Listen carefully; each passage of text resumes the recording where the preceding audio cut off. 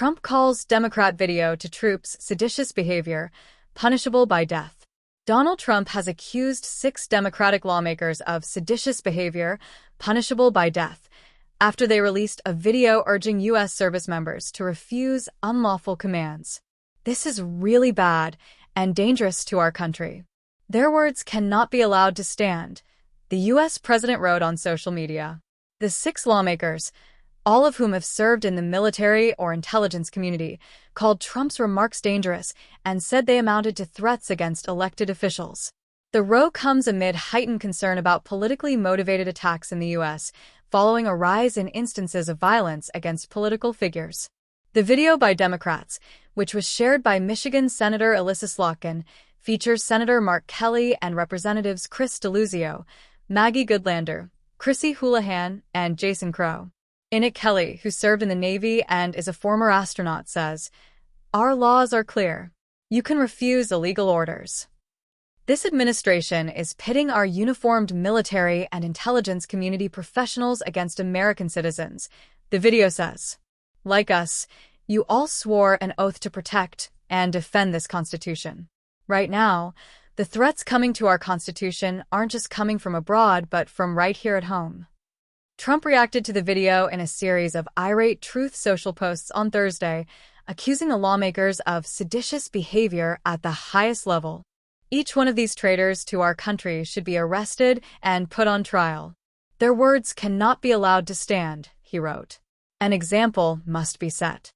"Lock them up?" he asked in one post, before sharing someone else's post that read, "Hang them, George Washington would." White House Press Secretary Caroline Leavitt rejected suggestions that Trump was calling for the execution of members of Congress later on Thursday.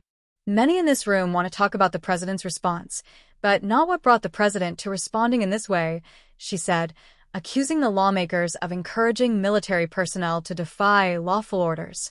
"They're literally saying to 1.3 million active duty service members to defy the chain of command, not to follow lawful orders," Leavitt added. "It perhaps is punishable by law." The 6 Democratic lawmakers said in a joint statement, "No threat, intimidation, or call for violence will deter us from that sacred obligation." Since World War II, many members of the U.S. military have embraced the duty to disobey, refusing to carry out an order that is unlawful, and the idea is being discussed more in the civilian realm as Trump's deployments of National Guard troops to U.S. cities face legal challenges. Under the U.S. military's Code of Justice, a member of the armed services can refuse to follow a patently illegal order, such as one that directs the commission of a crime, or one that goes against the U.S. Constitution, which service members swear to uphold when they join the military. Leaders in the U.S. House of Representatives said they were working with Capitol Police to adequately protect the lawmakers and their families who courted Trump's ire.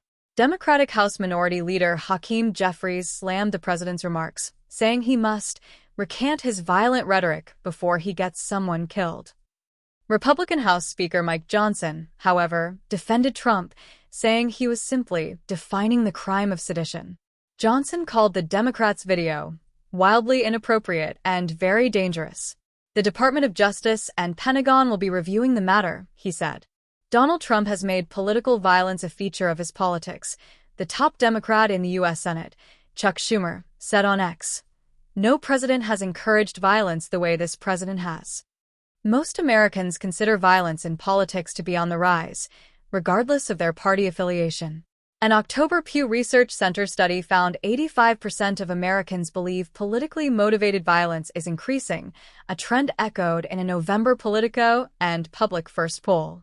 Trump, himself, was targeted in 2 alleged assassination attempts, one at a rally during his presidential campaign last year that left 1 person dead, as well as Trump and several others injured. Just this year, there have been a number of high-profile incidents, including the assassination of conservative commentator Charlie Kirk, an arson attack on Democratic Pennsylvania Governor Josh Shapiro's home, and the killing of a Democratic Minnesota lawmaker and her husband.